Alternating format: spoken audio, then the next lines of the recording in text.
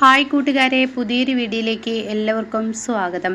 അങ്ങനെ ശ്രുതി ഇനി അശ്വിനോട് കാര്യങ്ങൾ പറയാൻ കേട്ടോ. ശ്യാം തന്നെ കണ്ണിട്ടിരിക്കുകയാണ്, തന്നെ പ്രണയിച്ച് നടക്കുകയാണ്, അഞ്ജലിയെ പറ്റിക്കുകയാണെന്നുള്ള ആ സത്യം അശ്വിനോട് തുറന്ന് പറയുന്ന ആ ഒരു സ്റ്റോറിയാണ് കേട്ടോ പറയുന്നത്. അങ്ങനെ അശ്വിനും ശ്രുതിയും അവരുടെ വീട്ടിലോട്ട് നിൽക്കാൻ പോകുന്നുണ്ട്, ശ്രുതിയുടെ വീട്ടിലോട്ട്. അപ്പോൾ അതിനിടയ്ക്ക് അവർ തമ്മിൽ വഴക്ക് കൂടുന്നുണ്ട് കേട്ടോ. അങ്ങനെ അശ്വിൻ ചോദിക്കുകയാണ് ശ്രുതിയോട്, നീ പെരുങ്കള്ളിയാണ്, നീ ആ ശ്യാമിനെ പ്രണയിച്ച് നടക്കില്ലേ, എൻ്റെ ചേച്ചിയുടെ ഭർത്താവിനെ നീ എന്തിനാടി പ്രണയിക്കുന്നു ചോദിക്കുന്നുണ്ട് കേട്ടോ. ഇതേ സമയം ഇത് കേൾക്കുന്ന ശ്രുതി ആകെ ഞെട്ടിപ്പോവാണ് കേട്ടോ. ഞാൻ കണ്ടുപിടിക്കില്ലെന്ന് നീ കരുതിയോ? നിന്നെ ഞാൻ എൻ്റെ ജീവിതത്തിലോട്ട് കയറ്റിയത് തന്നെ എൻ്റെ ചേച്ചിയെ രക്ഷിക്കാൻ വേണ്ടിയാണ്. എൻ്റെ ചേച്ചി ഗർഭിണിയല്ലായിരുന്നെങ്കിൽ എൻ്റെ ചേച്ചിയുടെ എൻ്റെ ചേച്ചിയോട് ഇക്കാര്യങ്ങളൊക്കെ തുറന്ന് പറഞ്ഞ് ശ്യാം എന്ന ആ ഒരു വിഷജന്മത്തെ എൻ്റെ ചേച്ചിയിൽ നിന്ന് അടർത്തി മാറ്റിയിരുന്നു നിന്നെയും എന്ന് പറയാൻ കേട്ടോ. നീയും നിൻ്റെ ചേച്ചിയൊന്നും പിന്നെ ഞങ്ങളുടെ വീട്ടിലോട്ട് എന്തായാലും കല്യാണം കഴിഞ്ഞ് വന്നിരുന്നില്ല എന്നൊക്കെയുള്ള സത്യം ഇങ്ങനെ പറയാൻ കേട്ടോ. അപ്പോൾ ഈ സമയം ശ്രുതി ആകെ ഞെട്ടിപ്പോവാണ് കേട്ടോ. ഇതേ സമയം അശ്വിൻ പറയണേ, നീ വല്ലാതെ എന്നോട് പ്രണയം നടിച്ചും നീ എൻ്റെ അടുത്തോട്ട് വന്നിട്ടും എൻ്റെ ചേച്ചിയെ കബളിപ്പിച്ച് എൻ്റെ ചേച്ചിയുടെ സ്നേഹം കീഴ്പ്പെടുത്തിയൊന്നും ഇനി നീ എൻ്റെ മുന്നിൽ അഭിനയിക്കേണ്ട എന്നുള്ള സത്യം പറയുമ്പോൾ ശ്രുതി ഒരു നിമിഷത്തേക്കൊന്ന് സ്റ്റെക്കായി പോവാണ് കേട്ടോ. ശ്രുതി ഒരിക്കൽ പോലും മനസ്സിൽ കരുതാത്ത അക്കാര്യമായിരിക്കും. അങ്ങനെ ശ്രുതി അശ്വിൻ പോകാൻ നിൽക്കുമ്പോൾ ശ്രുതിയെയും കൂട്ടിയിട്ട് അങ്ങോട്ടേക്ക് പോവാണ്. കാരണം അഞ്ജലിക്ക് ശ്രുതിയെ എന്ന് വെച്ചാൽ ജീവനാണ്. അങ്ങനെ അവരുടെ വീട്ടിലോട്ട് തിരികെ പോകുമ്പോൾ ശ്രുതി കാറിൽ കയറി ഒന്നും മിണ്ടുന്നില്ല കേട്ടോ. അങ്ങനെ ഈ സമയം അശ്വിനെ ദേഷ്യം പിടിക്കാണ്. അപ്പോൾ അശ്വിനും ഒന്നും മിണ്ടുന്നില്ല. അപ്പോൾ ശ്രുതിയാണെങ്കിൽ ഒരു ഒഴിഞ്ഞ ഏരിയയിലെത്തിയ ശ്രുതി അങ്ങ് നിർത്ത് കാറ് എന്ന് പറയാൻ കേട്ടോ. ഇതേ സമയം അശ്വിൻ ആ വണ്ടി നിർത്തിയില്ലെങ്കിൽ ഞാൻ ഈ കാറിൽ നിന്ന് എടുത്ത് ചാടുമെന്ന് പറയുമ്പോൾ അശ്വിൻ അക്കാര്യം ഇങ്ങനെ ഓർമ്മ വരികയാണ് കേട്ടോ. പഴയ ഒരു സംഭവം ഓർമ്മ വരികയാണ്. അപ്പോൾ അശ്വിൻ അവിടെ വണ്ടി നിർത്തണം കേട്ടോ. ഈ സമയം ശ്രുതി ആ കാറിനുള്ളിൽ നിന്ന് ഇറങ്ങിയിട്ട് പിന്നീട് ആ ഒഴിഞ്ഞ ഏരിയയിലൂടെ ഇങ്ങനെ ഒറ്റയ്ക്ക് നടന്നു പോകുമ്പോൾ അശ്വിൻ ചോദിക്കും, നിനക്കെന്താ ഭ്രാന്താണോ? ഈ ഏരിയയിലൊക്കെ വന്യമൃഗങ്ങളുള്ള ഒരു ഏരിയയാണ്, അതുകൊണ്ട് മര്യാദക്ക് കാറിൽ കയറി. ഇല്ല, ഞാൻ കാറിൽ കയറില്ല എന്ന് പറയട്ടോ. ഇത് കേട്ട ഉടനെ എന്തുകൊണ്ട് നീ കാറിൽ കയറില്ല എന്നാണ് പറയുന്നത്? നിൻ്റെ കള്ളത്തരങ്ങൾ ഞാൻ കണ്ടുപിടിച്ചത് കൊണ്ടാണോ എന്നിങ്ങനെ അശ്വിൻ ചോദിക്കുമ്പോൾ ഞാൻ എന്ത് കള്ളത്തരം ചെയ്തു എന്നാണ് പറയുന്നത്? നിങ്ങളല്ലേ കള്ളത്തരം ചെയ്തത്, നിങ്ങളല്ലേ എന്നെ കബളിപ്പിച്ച് കല്യാണം കഴിച്ചത്, നിങ്ങളുടെ ചേച്ചിയുടെ ഭർത്താവിനെ നിലക്ക് നിർത്താതെയും കണ്ട് നിങ്ങളല്ലേ എന്നെ കല്യാണം കഴിച്ചത് എന്നുള്ള സത്യങ്ങളൊക്കെ ശ്രുതി ഇങ്ങനെ ചോദിക്കണം കേട്ടോ. അപ്പോൾ അത് കേട്ടോടെ തന്നെ അശ്വിൻ പറയണേ, എന്താ നീ പറയുന്നത്? ഞാൻ നിന്നോട് കള്ളത്തരം ചെയ്തെന്നോ? ഞാൻ എന്ത് കള്ളത്തരാണ് ചെയ്തത്? നിന്നെ ഞാൻ ആത്മാർത്ഥം എന്നങ്ങോട്ട് പറയാൻ നിൽക്കുമ്പോഴേക്ക് അതവിടെ വിഴുങ്ങാനിട്ട്. എന്നിട്ട് അശ്വിൻ പറയണേ, ഒരു പെണ്ണിനെയും വിശ്വസിക്കാൻ പറ്റില്ല. നീ എൻ്റെ ചേച്ചിയോട് എന്തിനാണ് ഈ ചതി ചെയ്തത്?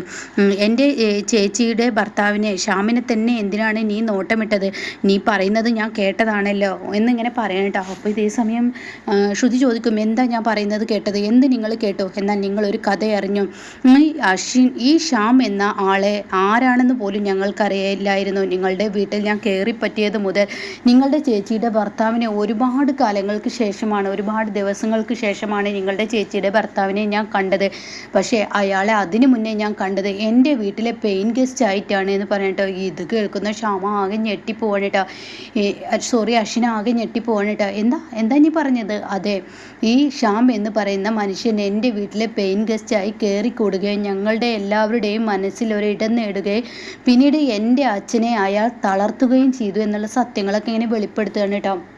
എൻ്റെ അച്ഛൻ തളർന്നത്, എൻ്റെ വിവാഹ നിശ്ചയം നടത്തിയതും ഒക്കെ ഈ ശ്യാമിൻ്റെ കുബുദ്ധിയിലാണ്. ശ്യാം എൻ്റെ കുടുംബം തകർത്തു. അവൻ ഈ പറയുന്ന നിങ്ങളുടെ ചേച്ചിയുടെ ഭർത്താവാണെന്ന് അറിഞ്ഞപ്പോൾ ഞങ്ങളൊരു പട്ടിയെപ്പോലെ അവനെ ഞങ്ങളുടെ വീട്ടിൽ നിന്ന് തല്ലി ഇറക്കിയതാണ്.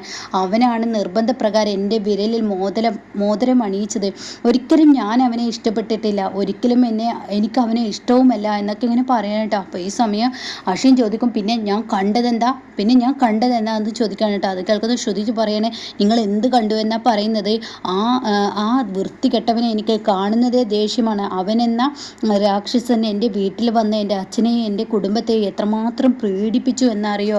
നല്ലൊരു മനുഷ്യനായി അഭിനയിച്ചും കൊണ്ട് എന്നെ നോട്ടമിട്ട് എൻ്റെ പിന്നാലെ കഴുകക്കണ്ണുമായി നടക്കുകയായിരുന്നു അയാൾ വേറൊരുത്തിയെ കല്യാണം കഴിച്ചിട്ടുണ്ടെന്ന സത്യം അല്ലെങ്കിൽ അയാളെ എനിക്ക് ഇഷ്ടമല്ല. അതിനിടയ്ക്ക് എൻ്റെ അച്ഛൻ്റെയും അമ്മയുടെയൊക്കെ പ്രീതി പിടിച്ചു പറ്റി ഞാൻ അയാളെ വിവാഹം കഴിക്കേണ്ടി വന്നതാണ്. നിശ്ചയത്തിന് സമ്മതിക്കേണ്ടി വന്നതാണ്. അതും എൻ്റെ അച്ഛനെ തളർത്തിക്കൊണ്ടാണ് അയാൾ അത് ചെയ്തത്. എൻ്റെ അച്ഛൻ തളരാനുള്ള കാരണം നിങ്ങളുടെ ചേച്ചിയുടെ ഭർത്താവാണ് അയാൾ എന്ന് അറിഞ്ഞ ആ ഷോക്കിലാണ് എൻ്റെ അച്ഛന് ഈ വീഴ്ചയൊക്കെ സംഭവിച്ചതെന്ന് പറയട്ടോ. ഇത് കേൾക്കുന്ന അശ്വിന ആകെ ഞെട്ടിപ്പോണട്ടോ. ഒരു നിമിഷം അശ്വിന ആകെ നിശബ്ദമാവാണ്. ഈശ്വര ഇങ്ങനെ ഉണ്ടോ എന്നുള്ള ആ ഭാവത്തിൽ ഇങ്ങനെ നിൽക്കുകയാണ്. ഇതേ സമയം ശ്രുതി പറയണേ ഇങ്ങനെയൊക്കെയാണ് അയാളുടെ മുഖംമൂടി എന്ന് അറിഞ്ഞപ്പോൾ ഞാൻ അയാളെ ആ വീട്ടിൽ നിന്ന് ഞങ്ങളെല്ലാവരും കൂടി അടിച്ചിറക്കിയതാണ് എന്ന് പറയുമ്പോൾ അശ്വിൻ പറയണം മതിയടി നിൻ്റെ നാടകം നിർത്തടി. എന്നിട്ടാണോ നിൻ്റെ ചേച്ചിയുടെ കല്യാണത്തിൻ്റെ അന്ന് നിന്നെ അവൻ കെട്ടിപ്പിടിക്കുന്നത് ഞാൻ കണ്ടത്. ആ വൃത്തികെട്ടവൻ എൻ്റെ ചേച്ചിയുടെ ഭർത്താവ് എന്ന് പറയുന്ന ആ വൃത്തികെട്ടവൻ നിന്നെ കെട്ടിപ്പിടിക്കുന്നത് ഞാൻ കണ്ടല്ലോ.